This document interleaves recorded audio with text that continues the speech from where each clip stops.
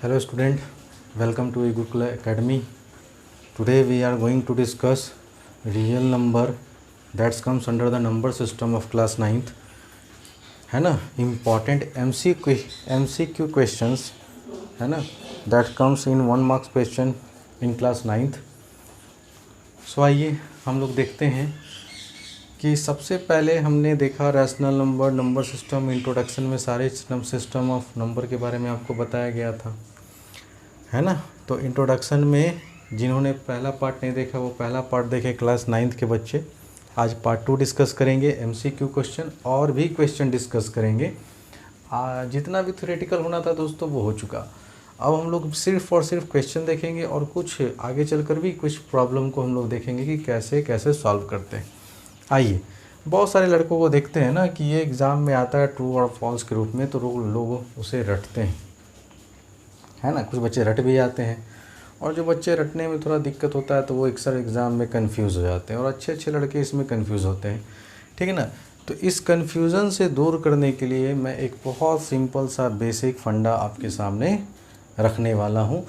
कृपया ध्यान से मेरी बातों को सुनिएगा और समझने की कोशिश कीजिएगा, ठीक है। देखिए स्टूडेंट, आपने 4 नंबर के बारे में पढ़ा था। एक हमारा नेचुरल नंबर, दूसरा होल नंबर, तीसरा इंटीजर और चौथा मेरा रैशनल नंबर, ठीक है। कोई दिक्कत? तो अब देखिए, ये हम बना है छोटा सर्कल नेचुरल नंबर का, इससे बड़ा सर्कल होल नंबर का, इससे बड़ा सर्कल इंटीजर का और इससे भी बड़ा सर्कल रैशनल नंबर का। तो यहाँ पे सारे नंबर का रिप्रेजेंटेशन स्पेसिफिक सिंबल के लिए कौन सा सिंबल कौन से नंबर को रिप्रेजेंट कर रहा है, बात समझ रहे हैं ना। अब यहाँ कॉन्सेप्ट क्या है, ठीक है ना, कि अगर हम छोटे सर्किल से बाहर की तरफ जाएंगे तो सारा पॉसिबल वैल्यूज़ वैलिड होगा, लेकिन अगर हम बाहर से छोटे सर्किल के अंदर आएंगे, बड़े वाले सर्किल से छोटे वाले सर्किल की तरफ आएंगे तो सारा इनवैलिड होगा, मतलब गलत होगा, फॉल्स होगा। आप समझने की कोशिश कीजिए। सारा नेचुरल नंबर क्या होल नंबर होगा? छोटा वाला सर्किल बड़े वाले सर्किल के अंदर है ना, तो सारा नेचुरल नंबर पूरा होल नंबर होगा, ठीक है ना। तो ये क्या है, 100% ट्रू है। क्या सारा नेचुरल नंबर इंटीजर होगा?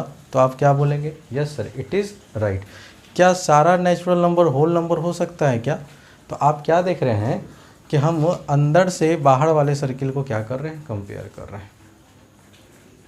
तो जो छोटा सर्किल होगा वो बड़े सर्किल के अंदर फिट हो जाएगा, ठीक है ना, तो हम कहेंगे यस इट इज़ ट्रू।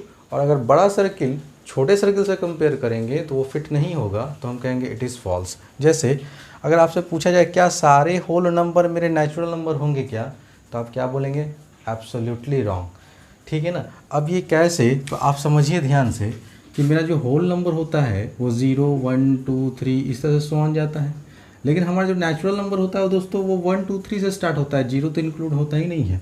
इसलिए सारा होल नंबर कभी भी नेचुरल नंबर नहीं होगा, as 0 is not a natural number. बात समझ गए होंगे, है ना। तो ये काफ़ी अच्छा कॉन्सेप्ट है, ठीक है ना। अब आगे देखिए, क्या सारा होल नंबर इंटीजर होगा? तो आप बोलेंगे यस, लेकिन सारा इंटीजर क्या मेरा होल नंबर हो सकता है क्या? बड़ा वाला सर्किल को छोटे वाले सर्किल से जब भी कंपेयर करेंगे तो स्टेटमेंट हमेशा फॉल्स होगा। अब इंटीजर आप लोग पढ़े थे कि -3 -2 -1 0 1 2 3, और हमने पूछा क्वेश्चन आपसे, इस पे इतने सारे MCQ के क्वेश्चन बन सकते हैं ना जिसका आप इमेजिन भी नहीं कर सकते हैं। हमने पूछा क्या सारा इंटीजर, माने ये बड़ा वाला सर्किल क्या ये छोटा वाला सर्किल हो सकता है क्या होल नंबर का? हम कहेंगे नहीं सर, है ना, क्योंकि होल नंबर जो होता है वो तो पॉजिटिव नंबर होता है, नेगेटिव इंटीजर तो होता ही नहीं है ना। तो इस वजह से सारे इंटीजर कभी भी होल नंबर नहीं हो सकते हैं। दोस्तों बात समझ में आ रही है बच्चों? अगर बात नहीं समझ में आ रही है, वीडियो को बार बार रिवाइंड कर कर मेरा स्टेटमेंट सुनो और मेरी बातों को ध्यान से सुनो। कभी भी बड़े वाले सर्किल को अगर छोटे वाले सर्किल से कंपेयर करेंगे ना तो सारा स्टेटमेंट फॉल्स होगा, लेकिन कभी छोटे वाले सर्किल को बड़े वाले सर्किल से कंपेयर करेंगे ना तो सारा स्टेटमेंट ट्रू होगा, है ना। जैसे कि आपने देखा कि सारा इंटीजर कभी भी होल नंबर नहीं हो सकता है, क्योंकि होल नंबर तो 0 से स्टार्ट होता है, पॉजिटिव जाता है, लेकिन ये तो निगेटिव है, तो negative integers are not a whole number. ये इसका रीज़न हुआ एक स्पेसिफिक एक्सप्लेनेशन के साथ। उम्मीद करता हूँ आपको समझ में आ रहा होगा। अब अगर देखिए जैसे कि आपके कुछ क्वेश्चन यहाँ से 12 तक क्वेश्चन है, इन्हीं क्वेश्चन को डिस्कस करेंगे और वहाँ पे उस पैटर्न को देखेंगे। सबसे लिस्ट होल नंबर 0 है क्या? ये बात ट्रू है, इसमें तो कोई शक ही नहीं है क्योंकि होल नंबर मेरा स्टार्ट ही 0 से होता है। ठीक है। There are infinitely many whole number, अनगिनत है भाई, देख लो 0 से स्टार्ट करो और चलते चले जाओ, सबका सब क्या होगा? मेरा होल नंबर होगा। तो ये भी क्या है? 100% ट्रू है दोस्त। ठीक है। एवरी नेचुरल नंबर, अब ये बात कीजिएगा, क्या सारे नेचुरल नंबर होल नंबर होंगे क्या? तो अब आपको ये देखना है कि बड़े वाले सर्किल के अंदर छोटा वाला सर्किल फिट हो रहा है कि नहीं। तो क्या नेचुरल नंबर छोटा वाला सर्किल बड़े वाले सर्किल के अंदर फिट हो रहा है ना? तो जैसे ही फिट हो गया इसका मतलब ट्रू है। यस, इट इज़ ट्रू, सारे नेचुरल नंबर हमारे होल नंबर। लेकिन यही अगर ऑर्डर रिवर्स करके पूछता है, जैसे यहाँ पूछा हुआ है all whole numbers are not natural number, सारे होल नंबर नेचुरल नंबर नहीं होते हैं क्या?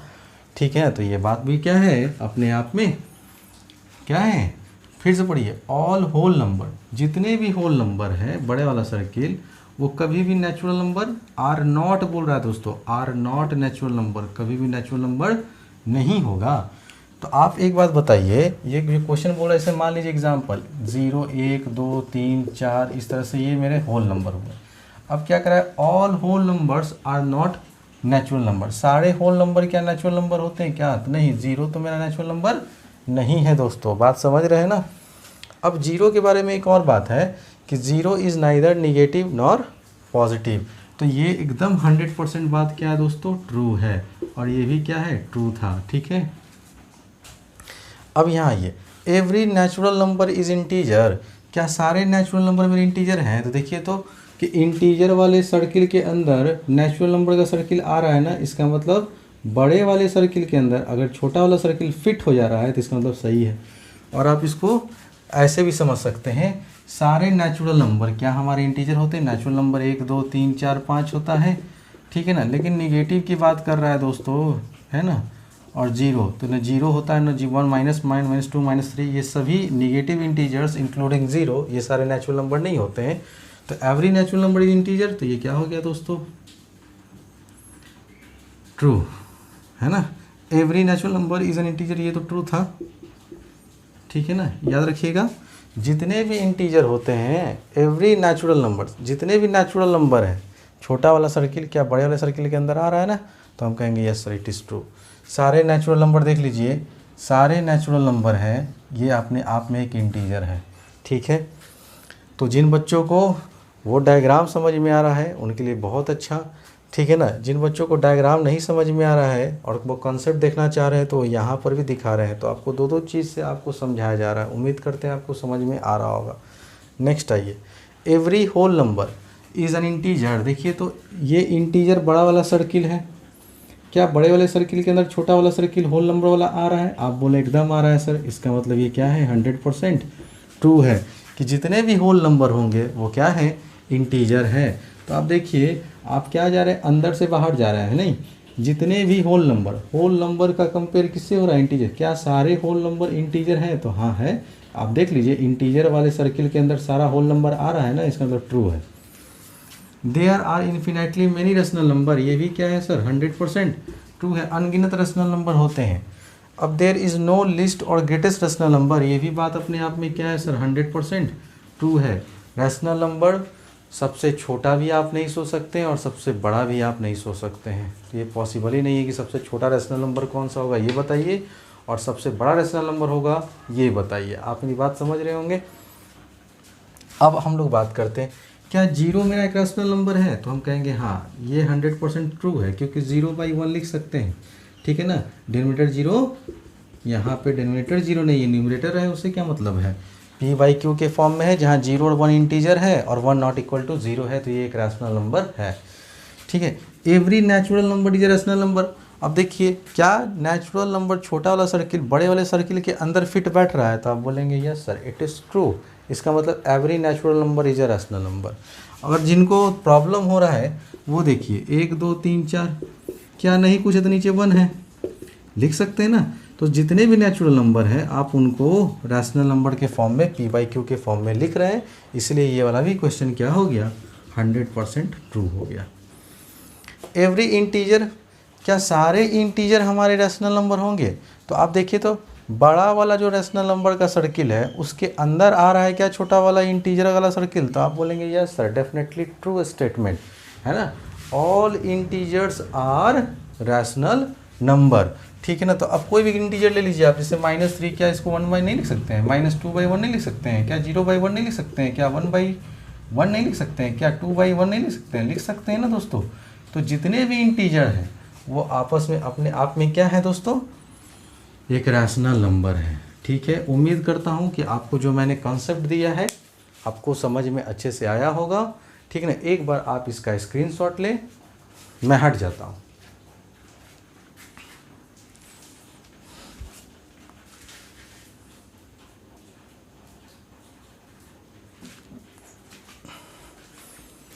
आइए दोस्तों, नंबर सिस्टम के सिलसिले को आगे बढ़ाते हुए अब हम लोग नेक्स्ट टॉपिक, जो छोटे छोटे टॉपिक है ना उनको डिस्कस करते हुए आगे बढ़ते चले जाते हैं। ठीक है। अब आपको रैशनल नंबर में एक और चीज़ पढ़ना था, वो पढ़ना था इक्वी वैलेंट रैशनल नंबर्स। ठीक है दोस्तों, ध्यान से देखिएगा दोस्तों, इक्विवेलेंट रैशनल नंबर की बात कर रहे हैं ना। तो मान लीजिए आपके पास एक रैशनल नंबर हमने दे दिया 2/3 और हमने कहा राइट 5 इक्विवेलेंट रैशनल नंबर्स। अब देखिए दोस्तों, इक्विवेलेंट मतलब होता है इक्वल, तो इक्वल रैशनल नंबर्स की बात करते हैं हम लोग। ठीक है ना। तो कभी भी अगर आपके एग्जाम में किसी भी फ्रैक्शन कोई भी रैशनल नंबर दे दिया, रैशनल नंबर अपने आप में एक फ्रैक्शन होता है क्योंकि वो PYQ के फॉर्म में होता है ना। तो कोई भी अगर आपको फ्रैक्शन दे दिया और कहा कि 4 रैशनल नंबर लिखिए, 3 इक्विवेलेंट रैशनल नंबर लिखिए, 5 इक्विवेलेंट रैशनल नंबर लिखिए, तो आपको क्या करना है, सिंपली 1 को छोड़कर नेक्स्ट जो हमारा नंबर है 2 से आप मल्टीप्लाई करना शुरू कीजिएगा। तो आप लिखेंगे 5 equivalent rational numbers of 2/3 are. चाहे ईज करके लिखिए, क्या क्या होगा। तो सबसे पहले लिखें 2/3 और 2 से ऊपर गुना, 2 से नीचे गुना, क्या आया दोस्तों 4/6। नेक्स्ट फिर से लिखेंगे 2/3, 3 से ऊपर गुना और 3 से नीचे गुना। आप किसी भी रैशनल नंबर में सेम नंबर से ऊपर से नीचे मल्टीप्लाई करेंगे तो कोई फ़र्क नहीं पड़ेगा। ठीक है ना। या डिवाइड भी करेंगे तो कोई फ़र्क नहीं पड़ेगा, लेकिन एडिशन और सब्ट्रैक्शन में फ़र्क पड़ता है दोस्तों। 2 3 जा 6 और 3 3 जा 9। नेक्स्ट आपको बोला तो फिर से लिखिए 2/3, अब 4 से मल्टीप्लाई कर दीजिए, तो 4 2 जा 8, 4 3 जा 12। नेक्स्ट आइए फिर से 2/3 लिखिए, 5 से ऊपर मल्टीप्लाई, 5 से नीचे मल्टीप्लाई, 5 2 जा 10, 5 3 जा 15। फिर 2/3 लिखिए और 6 से ऊपर और 6 से नीचे, तो 2 6 जा 12 और 6 3 जा 18। ये आपके 1 2 3 4 और 5, तो ये आपके रिक्वायर्ड रैशनल नंबर हो गया किसका, 2/3 का। उम्मीद करता हूँ दोस्तों आपको अच्छे से समझ में आ गया होगा। अब हम लोग नेक्स्ट कंसेप्ट की बात करेंगे। नेक्स्ट जो कॉन्सेप्ट है आपका वो है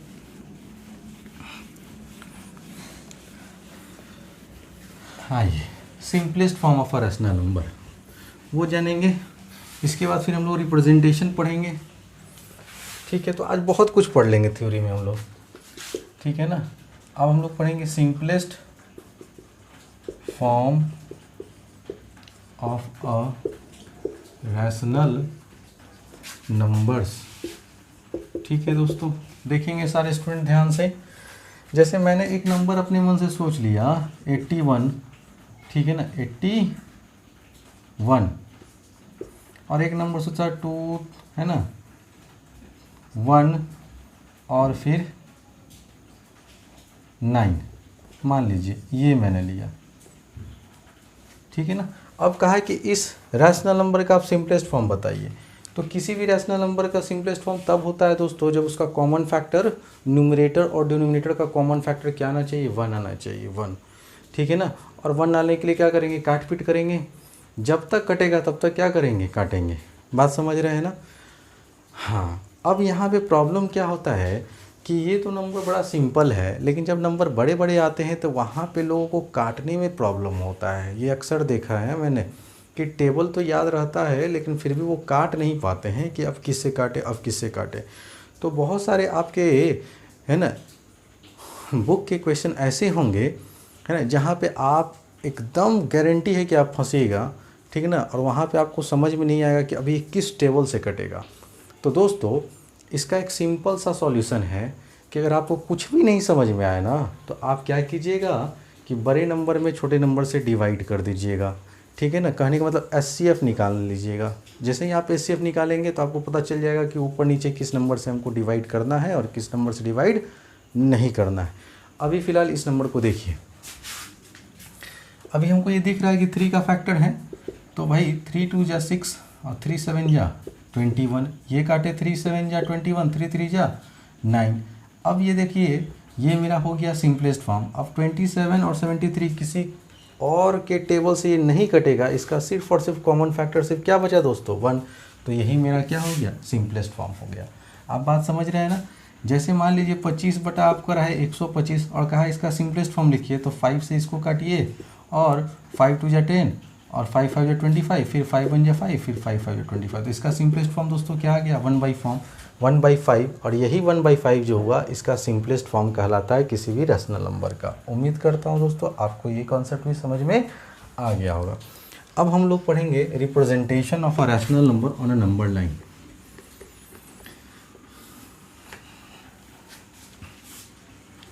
आइए हेडिंग दीजिएगा representation of a rational number on a number line. तो आइए इसमें 2 केस होता है दोस्तों, हम लोग केस 1 स्टडी करेंगे व्हेन। आइए दोस्तों हम लोग को देखना है अब representation of a rational number on a number line, ठीक है। तो सबसे पहले केस 1 में हम डिस्कस करेंगे जब हमारा फ्रैक्शन का डिनोमिनेटर न्यूमरेटर से बड़ा हो, when denominator is greater than numerator. तो आप देख रहे हैं कि यहाँ पे डिनोमिनेटर क्या है न्यूमरेटर से बड़ा है। यहाँ भी आप वही देख रहे हैं और यहाँ भी आप वही देख रहे हैं। तो आपको कैसे करना है सिंपली वो देखिए, सबसे पहले एक लाइन खींच लेंगे आप लोग अच्छे से, ठीक है ना। अब ये पता करने की कोशिश कीजिए कि ये जो फ्रैक्शन है 1/2 ये किस 2 इंटीजर के बीच में लाई कर रहा है। तो इसके लिए आप सिंपली क्या करेंगे, आप 2 से डिवाइड कर दीजिए तो आपको पता चल जाएगा कि ये एग्जैक्टली जो हमारा 1/2 है ये 0.5 है। और 0.5 0 और 1 के बीच में होता है। और अगर नहीं समझ में आता तो यहाँ से समझिए 0.5 मतलब 0 से तो बड़ा है लेकिन 1 से छोटा है। तो इसका मतलब ये जो नंबर होगा 0 और 1 के बीच में होगा। अब आपको कंसीडर करना है डिनोमिनेटर को। डिनोमिनेटर में कितना पार्ट है 2 पार्ट, जितना पार्ट रहेगा उससे 1 पार्ट कम। अगर 2 है तो यहाँ 1 लेंगे, अगर 3 रहता तो यहाँ 2 लेते, अगर यहाँ 4 रहता तो यहाँ 3 इक्वल डिवीज़न लेंगे। चूँकि यहाँ 2 है इसलिए बीचों बीच में लिए और यही जो नंबर हुआ दोस्तों ये आपका हो गया 1/2, ठीक है। अब अगर आपका देखिए -1/2 है इसका मतलब लेफ्ट साइड होगा, निगेटिव तो लेफ्ट साइड, तो 0 और -1 के बीचों बीच, तो ये जो नंबर होगा दोस्तों ये आपका हो गया -1/2। अब यहाँ पे आइए, ठीक है। सबसे पहले हम ये पता करने की कोशिश करेंगे कि ये जो 5/7 है ये किस 2 नंबर के बीच में लाई कर रहा है। तो आप क्या करेंगे सिंपली 5 को 7 से डिवाइड कीजिए। तो आप यहाँ 0 देंगे, पॉइंट देंगे तो यहाँ 0 आएगा दोस्तों, है ना। 7 8 जा 56, 7 7 जा कितना आया 49, रिमाइंडर 1 आया। रिमाइंडर कितना आया दोस्तों 1। अब इतना ही से हमको पता चल गया कि जो 5/7 है ना वो एग्जैक्टली 0 से बड़ा है लेकिन 1 से क्या है छोटा है। तो अब इसका रिप्रेजेंटेशन अब यहाँ कर लेते हैं। ये मान लीजिए 0 है, ये मान लीजिए 1 है। अब इसके डिनोमिनेटर पार्ट को देखिए कितना है 7 पार्ट है, तो 1 पार्ट कम। अगर 7 है तो 6 इक्वल डिवीजन लेंगे 0 और 1 के बीच में, तो 1 2 3 4 5 और 6। अब आपको न्यूमरेटर को देखना है। क्या देखना है दोस्तों न्यूमरेटर को। तो न्यूमरेटर में कितना पार्ट है 5 पार्ट है। आप 0 पे खड़े हो जाएंगे, ठीक है ना, कितने पे 0 पे, और 5 पार्ट तक जाएंगे 1 2 3 4 और ये 5। यही रिप्रेजेंट करेगा आपका 5/7 को, ठीक है ना। एक बार स्क्रीनशॉट ले लीजिए दोस्तों।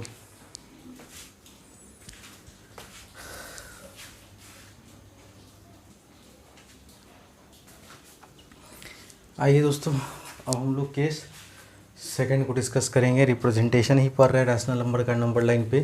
केस सेकंड में क्या है, जब हमारा न्यूमरेटर किससे बड़ा हो, डेनोमिनेटर से।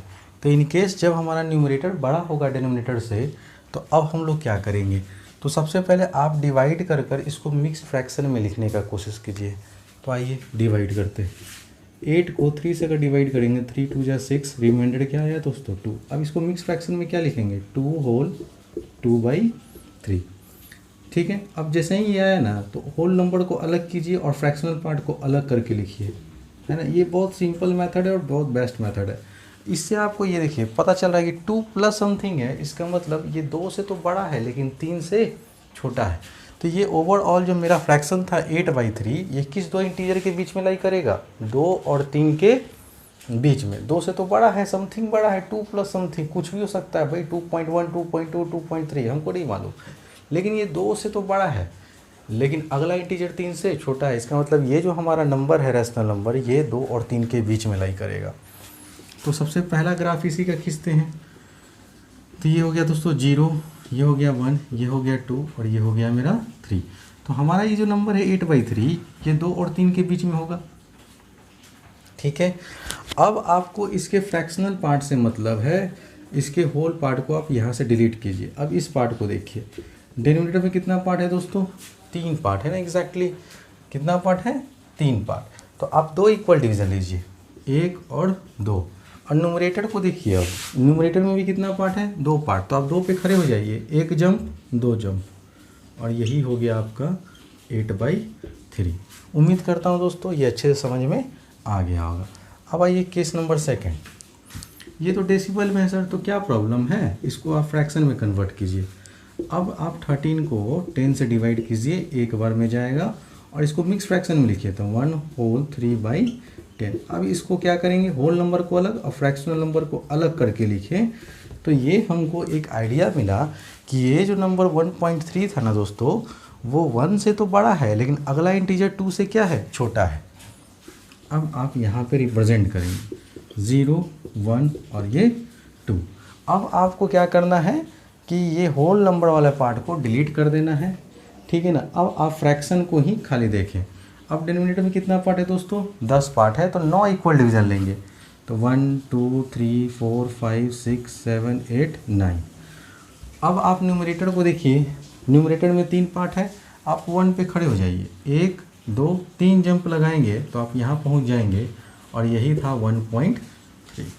उम्मीद करता हूँ दोस्तों समझ में आ गया होगा। अगर कोई डेसिमल है ना, तो उसको पहले आप फ्रैक्शन में कन्वर्ट कीजिए, उसको मिक्स फ्रैक्शन में लाइए, होल नंबर को अलग, इसको आप लिख सकते थे ना 1 + 3/10। तो होल नंबर को अलग और फ्रैक्शनल नंबर को अलग, ऐसा करके लिखने से आपको ये अंदाज़ा हो जाएगा कि ये जो नंबर है मेरा, ये 1 प्लस समथिंग है। इसका मतलब 1 से तो बड़ा है लेकिन अगला इंटीजर 2 से क्या है, छोटा है। अब कई लोगों को जो है ना, सबसे ज़्यादा प्रॉब्लम होता है निगेटिव वाला में, ठीक है ना, और एग्ज़ाम में ये भड़बड़ कर देता है निगेटिव वाला में। तो आपको हम निगेटिव इंटीजर का कॉन्सेप्ट पहले दे देते हैं ताकि आपको कोई प्रॉब्लम नहीं हो। जैसे एक बात बताइए आप हमको कि अगर -1 और -2 लिखा रहता है तो आप क्या लिखते हैं, -3। तो अगर आप 2 निगेटिव को जोड़ रहे हैं तो अगला नंबर -3 पे आ जा रहा है। इसी तरह से अगर आप मान लीजिए -1 और -1 को जोड़ेंगे तो क्या आएगा, -2। इसी का कंसेप्ट हम लोग इसमें यूज़ करेंगे, ठीक है। तो सबसे पहले आप इसको सेपरेट कर दीजिए, माइनस होल है ना, आप माइनस को बाहर निकाल लीजिए, जैसे है वैसे कि लिख दीजिए। 1 होल प्लस 5/7 लिख सकते हैं आप इसको। हम बस माइनस को बाहर निकाले, 1 था प्लस, आप इसको छुपा लीजिए तो क्या लिखेंगे, होल नंबर को अलग और फ्रैक्शनल नंबर को अलग जोड़कर, ठीक है। अब आप नेगेटिव लगाइए, माइनस से गुना कीजिए, तो -1 माइनस का 5/7। अब देखिए -1 और माइनस समथिंग है, तो -1 माइनस समथिंग रहेगा, इसका मतलब -1 और -2 के बीच में लाई करेगा ना। इस कॉन्सेप्ट के अनुसार अगर 2 निगेटिव को जोड़ेंगे तो अगला नंबर 3 मिलेगा। यहाँ -1 है और यहाँ समथिंग है, तो -1 में समथिंग जुड़िएगा तो अगला इंटीजर क्या मिलेगा, -2। इसका मतलब ये इंटीजर जो होगा, है ना, ये हो गया 0, ये हो गया -1 और ये हम ले लेते हैं -2, ठीक है दोस्तों। अब आप इसको भूल जाइए, एकदम भूल जाइए, ठीक है। अब डिनोमिनेटर में कितना पार्ट है, 7 पार्ट, 6 इक्वल डिवीजन लीजिए, 1 2 3 4 5 6। अब न्यूमरेटर को देखिए कितना पार्ट है, 5 पार्ट। -1 पे खड़े होकर 5 पार्ट, 1 2 3 4 और ये 5। तो ये जो आपका फ्रैक्शन था -5/7, ये आपका रिप्रेजेंट हो गया दोस्तों। तो उम्मीद करता हूँ दोस्तों, है ना, कि मैंने जो भी कंसेप्ट भी आपको बताया आपको अच्छे से समझ में आ गया होगा। अब आप अपना किताब खोलिए, पहला चैप्टर निकालिए, जो भी अभी तक पढ़ा दिया गया है आप उसके सारे क्वेश्चन एनसीईआरटी से भी कर सकते हैं, है ना, RS अग्रवाल से भी कर सकते हैं। जिससे जिस लड़का को जो मन करे आप बनाइए। अगर किसी तरह का किन्हीं को कोई प्रॉब्लम होता है तो कमेंट करें, कमेंट बॉक्स में अपना क्वेश्चन छोड़े, या व्हाट्सअप नंबर रहता है, आप स्क्रीनशॉट लेके स्क्रीनशॉट भेजें, मैं उसका सॉल्यूशन आपको रिप्लाई कर दूंगा। ठीक है, चाहे वो ये इस चैप्टर का हो, चाहे वो किसी भी चैप्टर का हो। आप बात समझ रहे हैं। अगर मेरा चैनल आपको अच्छा लग रहा होगा, मेरी मेहनत अच्छी लग रही होगी, तो आप मेरे चैनल को सब्सक्राइब करें, उसे लाइक करें और अपने दोस्तों के साथ शेयर करें। Thank you very much for watching.